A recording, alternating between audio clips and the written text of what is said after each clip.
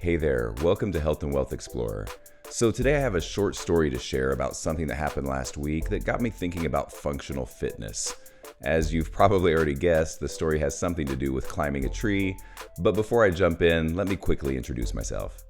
My name's Wade, and the goal of this channel is to share my years of experience with fitness and nutrition, the same experience that's led to me feeling like I'm in the best shape of my life at 50 years old.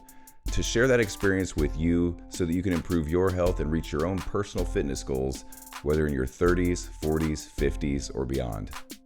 Okay, with that out of the way, let's get back to this tree climbing story and how it relates to functional fitness. So I have two kids in elementary school, and one day last week when I was picking them up, a bunch of the kids were playing a pickup soccer game in the front lawn of the school, as they often do. One of the kids picked up the soccer ball and kicked it really high up in the air, right towards this big tree where it disappeared into the leaves and never came out. The kids went from running around, laughing, having fun, to obvious disappointment, thinking that the ball was lost and the fun was over. With all of the kids crowded around the bottom of the tree, I walked over to check out the situation. I looked up to see that the ball was stuck in the branches about 15 to 20 feet up. I grabbed one of the lower limbs that I could reach and tried to shake it, but it was pretty clear that this thing wasn't going to budge. The ball had actually come to rest in a sort of funnel or bucket of branches, and it just wasn't going to come down. So without thinking too much about it, I told the kids I'd climb up and get it down.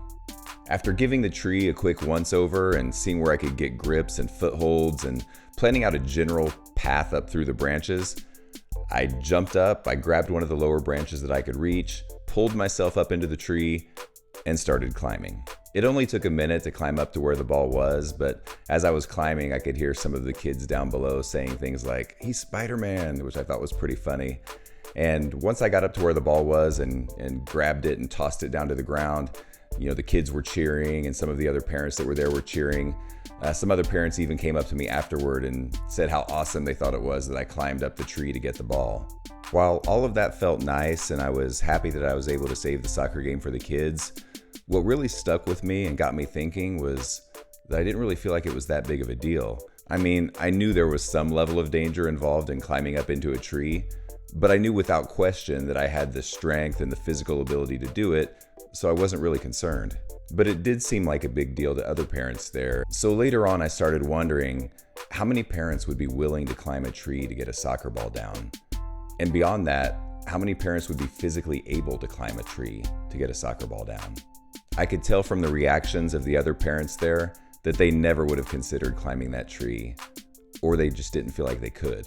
And that's what got me thinking about functional fitness, which is a training approach that focuses on developing fitness to help people function successfully and efficiently in everyday life.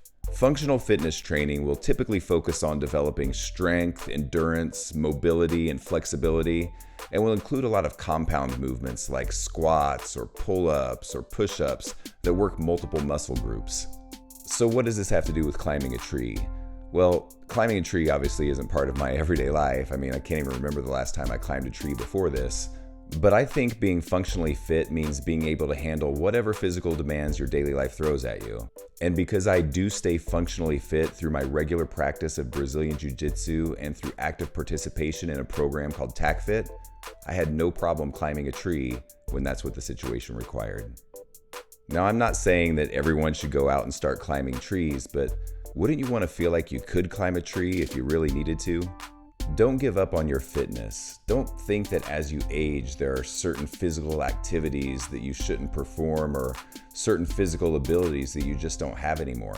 Yes, we do change as we get older, but there's no reason you can't stay strong and build muscle and endurance and maintain your flexibility and mobility and be athletic. In fact, if you want to live a happy, healthy life as you age, you have to focus on these things. So if you're not happy with your current level of fitness, don't think things like, "Oh, it's too late, I'm too old."